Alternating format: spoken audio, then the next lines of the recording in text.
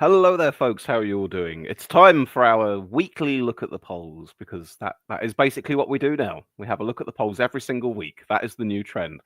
So in the past week, since I last spoke to you guys about the broader issues of UK politics, I'd say that Labour have got delete as applicable, serious on growth.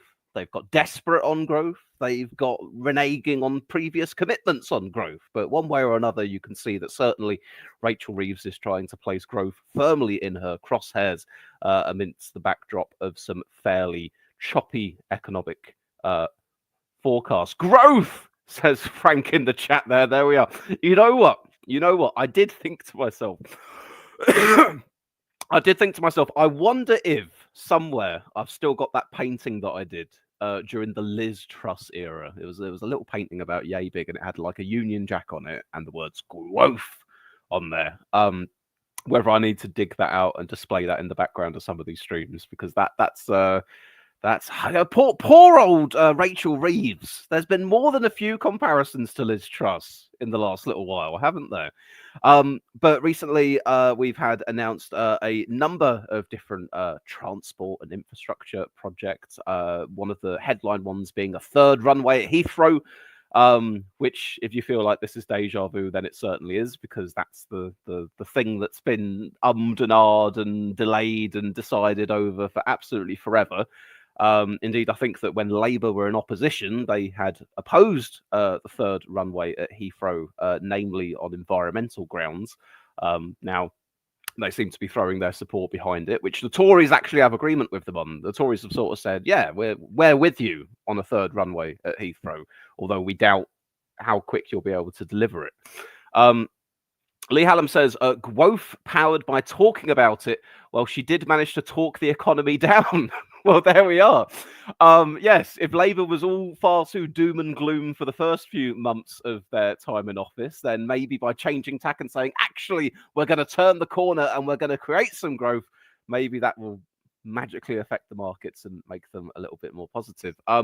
So from the batch of things that Rachel Reeves has been talking about, I'd say that it's a wedding of proposals. Hear me out here. It's a wedding of proposals.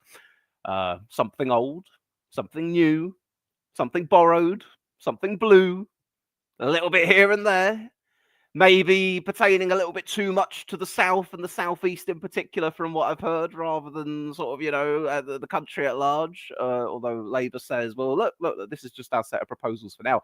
Maybe at some point in the future, we're gonna, do some stuff that feels like the old levelling up that used to get banged on about. But regardless, I suppose, at the very least, you could say that Labour are now trying to do something. It feels like we've had too long of them not really doing an awful lot and sort of kind of just watching as this malaise kind of takes over, and we go, oh no, the gilt yields are looking terrible, the cost of us servicing our debt is only increasing, our fiscal headroom is slipping away by the day. Quick, let's actually try and get some growth going, get some proposals going, be seen to be doing some things. Now, things such as third runway at Heathrow, I think I'm correct in saying, correct me if I'm wrong, that they had projected that it was going to add like 0.5% to the overall British GDP by 2050. That being when they'd hope for it to be completed by. Doesn't exactly help them out at the moment. Doesn't exactly help them out with the economic picture at the moment. There's other stuff that they're going to need to be doing in order to turn things around in the short and medium term. But hey, look, I suppose if you want to be talking about long-term planning and decision making, looking to the future far beyond just the parliament that you're in at the moment, that certainly counts as one of those kinds of policies. And Labour had said, they are going to be against the NIMBYs.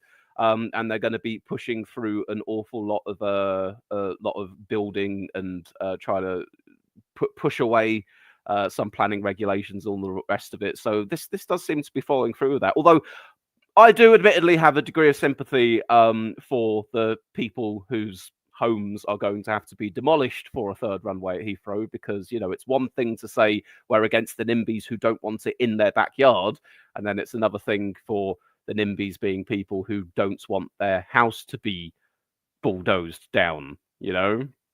I could understand their opposition there at the very least. So we've had that from Rachel Reeves. We've also had proposals being talked about to create a new law of endangering life at sea. In efforts to try and tackle some of the small boat crossings, because Labour's sort of, they scrapped Rwanda. They don't want to go along the route that like the right is proposing, talking about let's take us out of the European Court of Human Rights, and then we won't have all these silly international laws binding our hands with what we can do. So they're going down the smash the gangs route. And, I've been skeptical, and I describe myself as sort of a relatively passive Labour supporter even now, at least in the sense of I'd like to see them succeed. But even I was pretty pessimistic on their chances of doing things like lowering immigration, either legal or illegal, to be honest. But this is the first, I guess you'd call it, sort of concrete measure that I've heard that actually sounds like, oh, okay, that they're actually doing something in this area. They're going to have laws that say that if people are trying to delay rescue until they arrive in British waters, then that can be an offence that could involve jail time. People who are arriving over on small boats could have digital devices seized from the point that they arrive, so they could be looked over for evidence towards the people smuggling, sort of, new offences pertaining to that. Do I think that these proposals as they are the silver bullet to solve the problem? I don't. But at the very least, and it is a bit of a low bar for me talking about Labour in these kind of terms at this point, but I go, well, at least it sounds like they're trying to do something. There we are. A few more comments here. Lee Hallam says, Matt's cartoon suggested today that Stonehenge was built for anti-third runway campaigners to meet. Lee Hallam says, could sack Miliband and Rayner. That would be a... There's a real push for sacking Miliband at the moment, I'm seeing from the right-wing press. It was Reeves a couple weeks ago. All the hubbub was about, oh, is Reeves going to go? And now I'm seeing a lot of people calling for Miliband's head. I don't see that happening, to be honest with you. Miliband is against the third runway, but I think Miliband himself has also said, it's not an issue that I'd resign over. So I think ultimately he's just gonna, he'll grumble, but then he'll go, okay, then third runway. He also says they won't succeed in reducing immigration when they don't want to reduce it. More pessimistic than I. Not that I'm overly optimistic in the first place, mind you. Anyway, that's enough of a rundown on Labour. What else have we had? Kemi Badenoch. We're moving on to the polling, by the way. I'm kind of segueing us into talking about the three main parties, and then we'll have a look at their performances. Kemi Badenoch had a better... She's had slightly better PMQs recently. Not that they're still deemed to be amazing by most of the commentariat, but she seems to be a little bit more focused on what she's going after, getting down into slightly granular detail. I think she'd annoyed Starmer a bit at the last PMQs. But I mean, the overall picture with the Tories at the moment, I mean, I think Badenoch said, don't expect any major policy proposals from us for another 2 years. Now, of course, it's not to say we expect a manifesto from you for you guys getting into government, in the next month when you're 4 years out from an election or whatever. But for her to kind of go, don't expect anything from me for a couple of years. There are some people kind of going, I'm not sure if you have a couple of years, Kemi. You could get booted out as being leader of the Tories before you even get a chance to launch all these policies. The way things are looking. And as the title of this video suggests, from our look at the polling that we're going to take a look at, the Tories are slipping into third place. They are slipping into third place. As much as we have an unpopular Labour government at the moment, the official opposition of the Tories is failing to capitalise on that. And of course, all eyes on Reform. They're the ones that are continuing to rise in the polls. Nigel Farage, obviously. I saw an interview with him on ITV, not ITV News. Maybe it was like a daytime chat show on ITV. It had an ITV feel to it anyway. But I saw an interview with him on there, and it was a relatively friendly interview, I'd say, compared to, if you imagine sort of 10 years ago when Farage first came on the scene, and any interview that he'd have, the first 2 or 3 questions would always be kind of stacked with Farage, are you a racist? Farage, this member of yours has been photographed and doing an Elon Musk salute. What do you have to say about that? All the rest of it. This one was very much, oh, Nigel, how are? Oh, you've been over to America. Oh, what do you think about the relationship? Do you think Donald Trump and Keir Starmer are going to get on well? Yada yada yada. They did bring up Elon Musk, and they brought up Elon Musk addressing the AfD rally over in Germany, and Farage wheeled out his tried and tested line, which is, well, look, people don't always agree. Sometimes there are disagreements between friends, but I consider Elon Musk a hero. And I am personally hoping and expecting that sooner or later, Musk is going to do something. I mean, in my opinion, Musk's already done enough awful, overtly batshit things that it ought to be damaging Farage for his association at this point. But I expect that at some point in the future, you're going to get some kind of black swan Elon Musk event where Farage probably does have to finally row back on his, I don't agree with all the horrible things that Elon Musk believes in, but we're good friends and the man's a hero. So sooner or later, perhaps it'll become politically difficult for him to hold that particular line. Maybe he'll double down on it. I don't know, but we'll see. A few more comments here from you guys. Grave Peril says, if they are not in British waters, how can their actions when in French waters be a British offence? Oh, that's an interesting question, Grave Peril. I had not considered that. I don't know what the answer to that is one way or the other. Lee Hallam says, Badnock doesn't have the time she thinks she has. It's not 1975. Maggie didn't have reform to worry about. And Lee Hallam says, polling now has Farage as first choice for PM.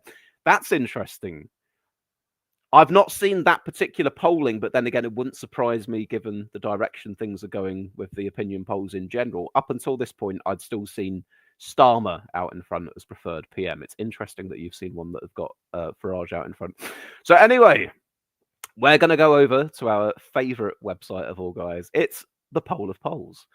And here we are. Now, since we last had a little look at this, we've had, I think we've had at least 3 polls since we last looked at this last week. We're going to look at the Find Out Now Salvation and YouGov ones, and then also dates conducted a little bit earlier, but Whitestone Insight produced one as well. In fact, we're going to start off with Whitestone Insight because I'd say that this one is kind of the outlier poll, and it's quite interesting. So Whitestone Insight, not a pollster that I've heard of. I don't think I've heard of them before. Certainly the name wasn't particularly familiar to me. I'm not seeing other polls from them on this table at the very least. So we don't know, it's not like a YouGov where they've got a certain reputation to them. We don't really know what Whitestone Insight is all about. But they produced a poll that had Labour on 25%, Conservatives on 20%, quite low for the Tories at 20%, Reform on 24%. The Liberal Democrats on 12%. And this probably is the most eye-catching thing of this poll. They put the Greens... excuse me. They put the Greens on 13%. Now, that is pretty darn high for the Greens. We have not seen the Greens on 13% anywhere else. Or even... we haven't seen the Greens on 12% anywhere else. We've only had one poll that's had the Greens on 11% anywhere else. So... whether, because they're a pollster that isn't giving us an awful lot of polls very often, whether this is like indicative of their methodology, that they are going to be a pollster that puts the Greens way higher than everyone else, or whether this is like an outlier unto themselves, I don't know. But certainly if you're a Green Party supporter, that will have got you quite jazzed in the past week, going, oh, look, a poll that's got us on 13%, a poll above the Liberal Democrats. But as I say, I think a word of caution for the are likely to jump into the race for the main parties anytime soon. In other polls that we've looked at here, YouGov produced one which had Labour on 27%, the Conservatives on 22%, Reform 23%. So Labour first, Reform second, Tories third. Salvation has Labour on 27%, Reform on 24%, and the Tories On 22, that's Labour first, Reform second, Tories third. And we have Find Out Now, which, as we know, is the pollster that so far are the only ones that have put Reform clearly ahead of everybody else. So if we talk about the range of methodologies and weighting that all these pollsters have, if we want to say that Whitestone Insight is the most preferable one to the Greens, Find Out Now is the most preferable one to Reform. And that's got Reform on 27%, which is the highest I think we've seen them on so far. Labour on 23% and the Conservatives on 21%. So again, of these polls that we've been looking at here, we'll add the Whitestone Insight one into the batch as well. The Tories are in third place in all of these polls. Most of the polls have Labour out in front. One of the polls has Reform out in front. All of them have the Tories in third at this point. All of them. So that is the conclusion we are coming to now. This our lovely little moving average graph that we enjoy so much on Wikipedia. I don't feel like this has been updated recently. I feel like we should be a little bit further along where these lines are. But if you look, you can see that actually the moving average line Reform has already passed the Tories. And I think that when it does update, you're going to see the Tories down a good point or two and Reform up probably a point as well. So as much as the narrative of the polls that we've been weaving recently is, we are entering a stage of a three-way tie and three-party politics and all three parties up there in the 20-somethings as far as their support goes. Another thing that now seems to be establishing itself is that the Tories are more often than not in third place in all of these. It's now turned into a bit of a contest whether Labour's in front, or are Labour just about tied with Reform, or are Reform in front? And the overall picture, taking like all the different pollsters into account, I'd say is still that Labour are in front of the pack by a few points. But I still think Reform are catching up at the moment. But yeah, not good reading for the Tories. And again, we have our local elections looming off in the distance a few months from now. I think those are going to be a very bad time for the Tories as well. So, as much as Labour's catching quite a bit of ire at the moment for how they're performing in government, the Tories are really not managing to capitalise on that in opposition. Now, whether that's because it's just too much of a damaged brand right now, whether it's that anything that voters want the Tories to do, they think that Reform would do better, whether it's that Kemi Badenoch personally just isn't cutting through with the electorate, maybe a combination of all those things. But that's where we seem to be with that for the time being. Let's have a look at a few more of your comments here. Oh God, there's quite a few of these. Let me try and catch up. Apollo TD's here and says hi, Swiss. Josh T says, with the UK, let's hope not the UK. With the US going fascist and China and Russia being no good, should we get closer to Europe and rejoin the EU? I don't think there is the political will amongst the population to rejoin the EU at the moment. Even when asked the British public, do you think Brexit was a good thing or a bad thing? You're pretty solidly, I think, at least sort of 2/3 or more saying it was a mistake or it was a bad thing. When you then ask people, do you think we should rejoin the European Union? The answer suddenly becomes a lot more mixed. There seems to be an overall sense, I'm speaking in broad terms here, but there seems to be an overall sense amongst the public that we would like closer ties to the EU than we presently have, but not that there's a massive appetite to sort of reopen that can of worms of rejoining. Now, of course, if you're if you were ardently Remain at the time, or maybe if you're a present day Lib Dem or supporting certain other parties, then perhaps it's higher up your agenda to say we should rejoin the European Union. But that doesn't seem to be where the full thrust of the argument is coming from at the moment. Yeah, I do think that the US with Trump this time round are, they're kind of a bit maverick. They're kind of a bit unreliable. The way that they're going about things at the moment with all this very bullying rhetoric on the world stage, they're not the ally that they once were. Now, the geopolitical situation of it is the US remain the absolute, largest, most powerful country in NATO. NATO is the alliance that we're part of. There's no two ways around the fact that if at all possible, we are going to have to continue working with the United States for a while, as distasteful as it is. I would like to think, however, that we would have certain red lines if there were certain quite outrageous or extraordinary things that Donald Trump began to threaten us as a country with.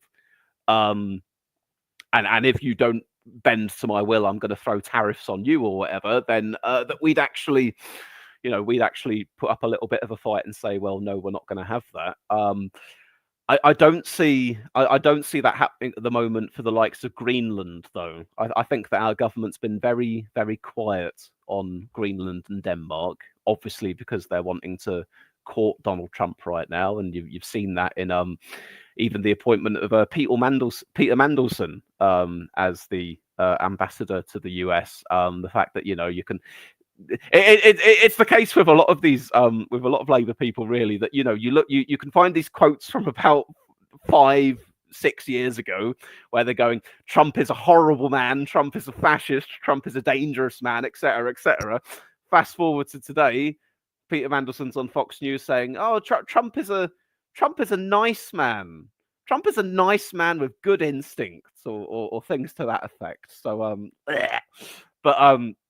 that's the game they're playing at the moment. They're trying to stay on the good side of Donald Trump and see if they can potentially ride out the storm of his second presidency. But it's very early days at the moment as far as that's concerned. So we'll see where things end up there. Back to your original question, though. Should we get closer to Europe and rejoin the EU? So no on rejoining the EU, but as far as getting closer to Europe goes, reaffirming ties with European allies, either in the face of Russia over on one side in Ukraine or the unreliability of the United States on the other. Yes, I do agree with that notion, absolutely. And I think certainly France and Germany being the main two, I would like to see us sort of like have standing a little bit more shoulder to shoulder with them two right now, as a country that exists outside of the European Union, but can at least look to France and Germany and go, well, you know what? Of all the countries around the world at the moment and all the crazy shit that's happening right now, at least you two are still liberal democracies. Touch wood for the time being. They do have elections coming up, but Oh, and Lee Hallam adds, actually, John, have you noticed all the far-right parties in the EU? Yeah, well, yeah, there are a few. I'm not advocating rejoining the EU. Funnily enough, actually, one of the back during the whole Brexit years, one of the reasons that I had been a Leave voter, because I was much more about the arguments for sovereignty, self-governance, not being part of a political institution with other countries where you're having to sort of pool decision making and having to adopt rules that weren't necessarily in your country's own self-interest. That was one of my, and it was a hypothetical. Admittedly, it was a hypothetical at the time. But I thought to myself, I would hate the idea that we were in a European Union that got taken over by some nefarious ideology, and we were kind of stuck in there with the crazies.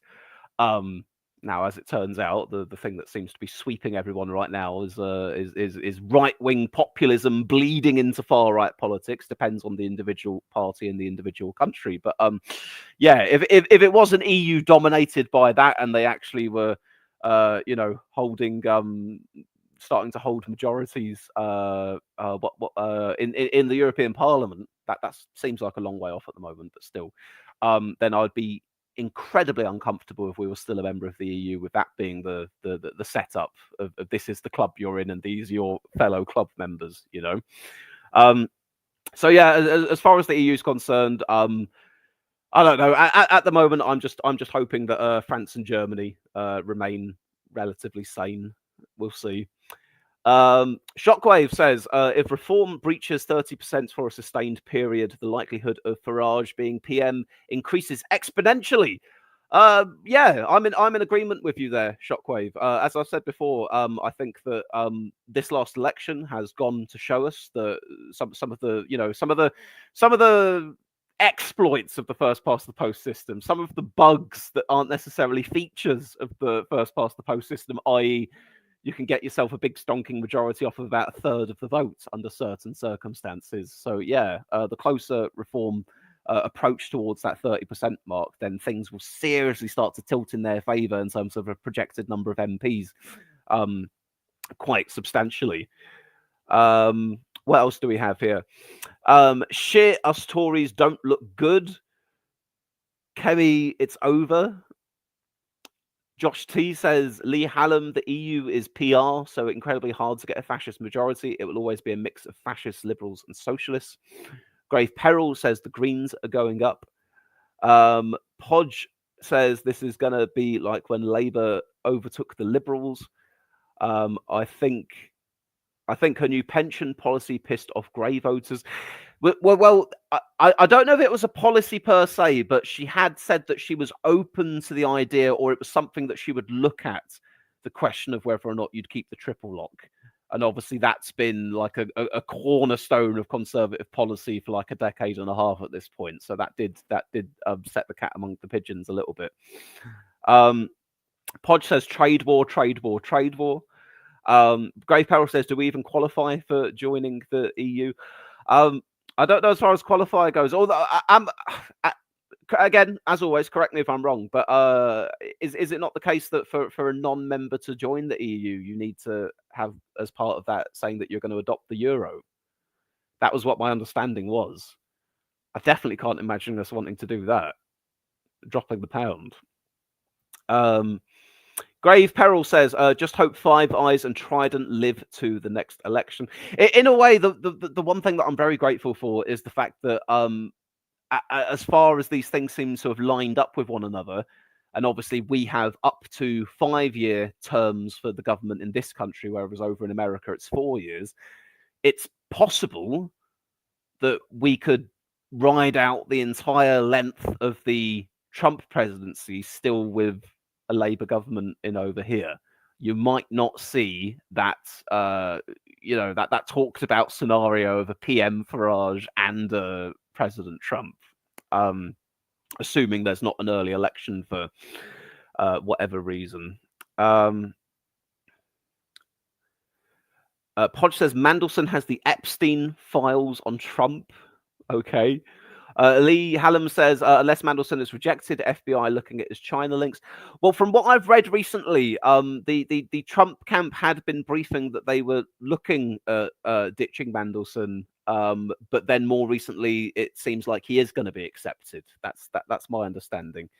We have someone here. I don't know what language your name is in. It looks like it could be Russian. It looks a little bit Russian to me. What have they got to say? Saying this is better than fascists, lol, Captain Cuck. Wow. This, my friends, is the quality of the propaganda they're throwing our way here. Captain Cuck. Apollo says, far right will make even more gains in the next EU Parliament election. Lee Hallam says, electoral... I nearly said electoral calculus there. Electoral calculus think the magic number for reform in an election is 28% largest party and 31% for majority. Joey says, populism is only what the people want. If it wins, democracy have won. If it loses, democracy has won. See, I agree with that principle, Joey. Absolutely. I agree with the principle of saying, ultimately, you set out an agenda, people vote for it. If that thing gets into power, that is the will of the people, that is democracy. Absolutely. That is a core tenet of my fundamental beliefs in democracy. What concerns me, though, is, say, for example, looking at a country like the United States, you can say that Trump won twice. Trump says he won 3 times, but, he won twice. And that's respecting democracy and saying, okay, he won, he's now the president again, etc. But by Trump's own actions, such as refusing to have accepted that he lost in 2020, or at least saying that, it was widespread voter fraud that delivered Joe Biden the presidency, and just an awful lot of these concerning measures that he's got that I think do show a real disdain for democracy.